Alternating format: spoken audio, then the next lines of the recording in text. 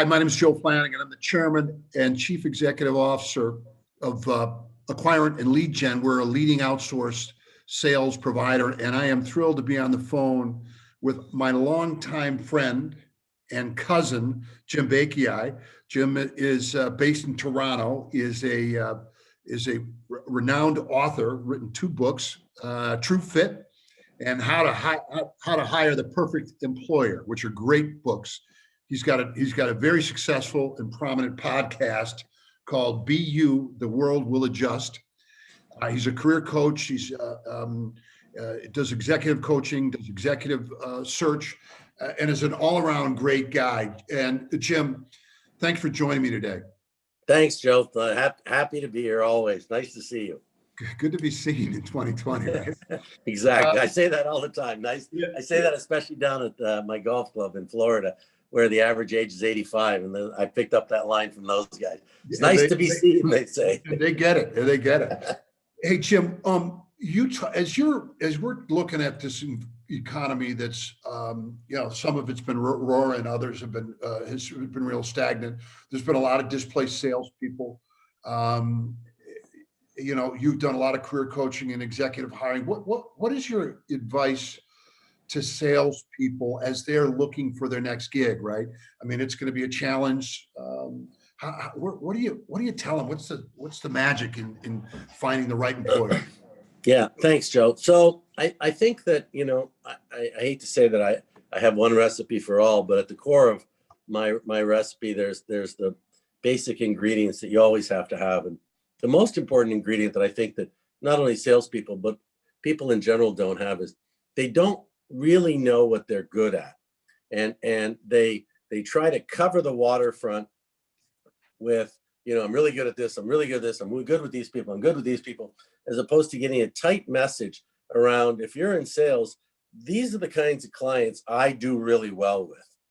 They're below 30, they're above 60, whatever it is. Really take time to define yourself and understand why you're successful and who you're successful with, and find a company that is looking for your target-rich environment, right? And I always think back to the Top Gun, where they go into the bar and there's Goose and there's Maverick, and the bar is filled with women, and he says, this is what I call a target-rich environment, right?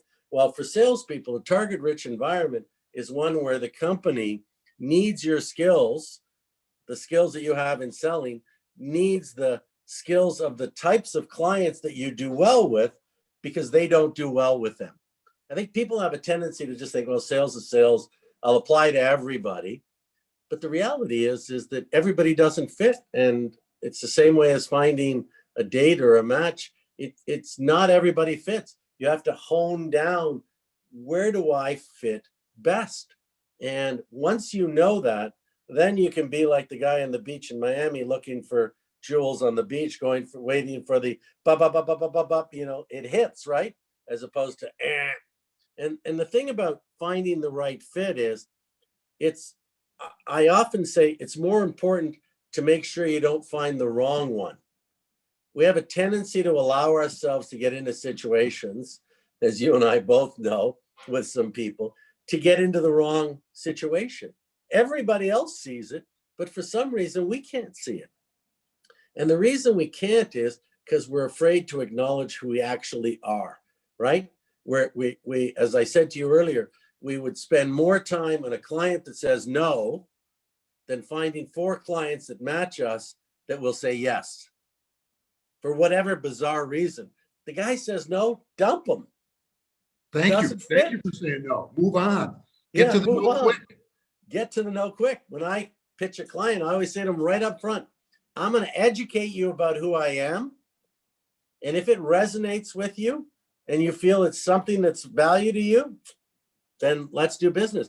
But if it's no, I'm okay with you saying no. Don't tell me you'll think about it and call me in 3 weeks and all of that stuff, right? Get to know early. And I think for salespeople, because they have this, I can win any client over, type of thing. No, you can't. You can't. So find the ones that fit. Well, and oftentimes the biggest problem in that is when you don't have enough in the pipeline, that you keep banging away at the wrong opportunity. So you got to always be focused on how can I rejuvenate myself? How can I keep my pipeline going so that so I can get to the no and keep moving. Right. Right. And that's a challenge. Because it is a challenge because, people get a slate of clients, right? And everyone's afraid to go to the boss and say, Joe, I've been doing this now for 6 months.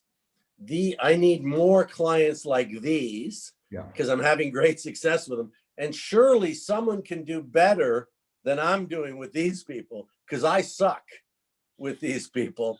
And they're afraid to do that. Yet you, as the owner of the company, would love that, right? Oh, yeah. Help me help you. Yeah, exactly.